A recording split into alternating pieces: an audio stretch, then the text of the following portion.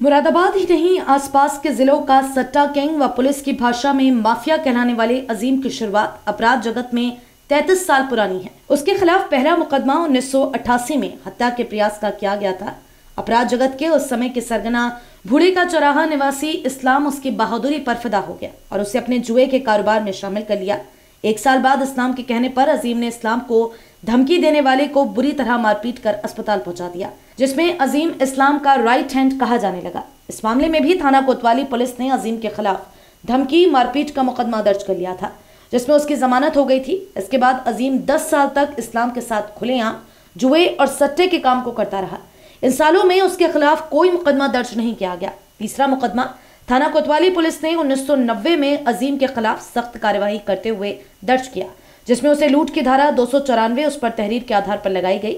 उधर इस्लाम की मौत के बाद जैसे जैसे अजीम इस अपराध की दुनिया का माफिया बनता गया, वैसे वैसे नागफनी व कोतवाली पुलिस भी उसके खिलाफ गैंगस्टर व अन्य मामलों में कार्यवाही करती रही। उसे थाना कोतवाली व थाना नागफनी का हिस्ट्री शीटर भी घोषित कर दिया गया था। वर्ष 2007 में उसके खिलाफ हत्या का मुकदमा दर्ज किया गया और जिले की पुलिस को उसकी गिरफ्तारी के लिए काफी मशक्कत करनी पड़ी थी।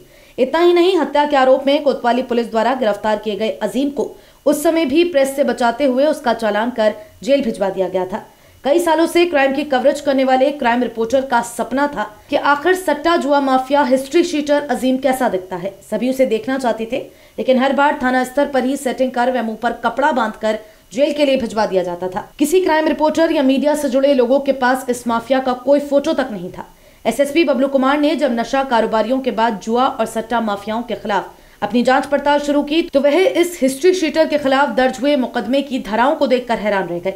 वर्ष 2016 और 17 में अजीम के खिलाफ थाना कोतवाली और थाना नागफनी पुलिस ने गैम्बलिंग एक्ट के तहत मुकदमे दर्ज कर अपनी सिर्फ खाना पूर्ति ही की थी।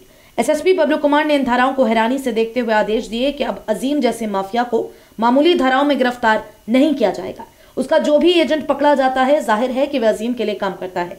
ऐसा बयान पुलिस को देगा और एजेंट के साथ एफआईआर में अजीम का जिक्र करते हुए उसे वांछित दिखाया जाए।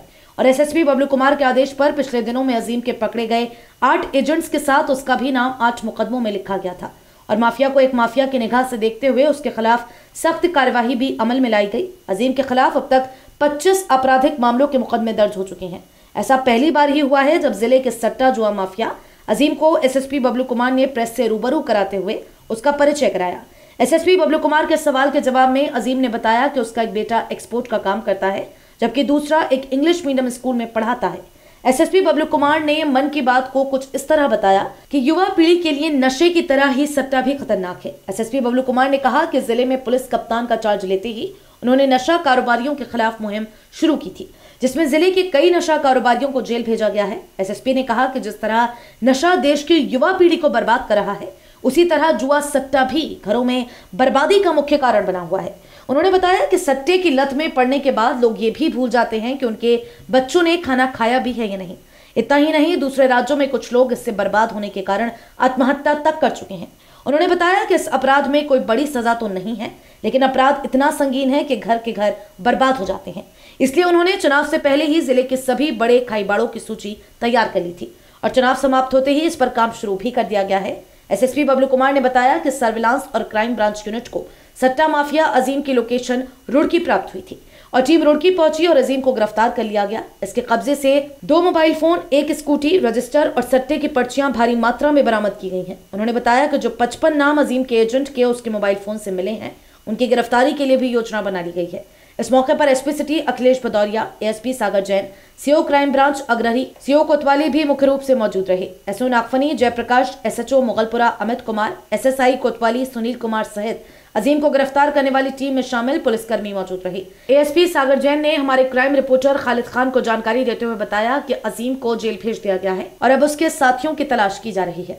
उसको नागफनी के कई मुकदमे थे, उसके पास सिविल लाइंस के कई मुकदमे में वांछित था। उसको फाइनली हमारी टीम ने गिरफ्तार करके जेल भेज दिया गया है और उसके जितने भी यहाँ पे इस कारोबार में लिप्त साथी हैं, मुंशी हैं, उन सभी की भी तलाश जारी है और उनके खिलाफ भी कार्रवाई हम करेंगे।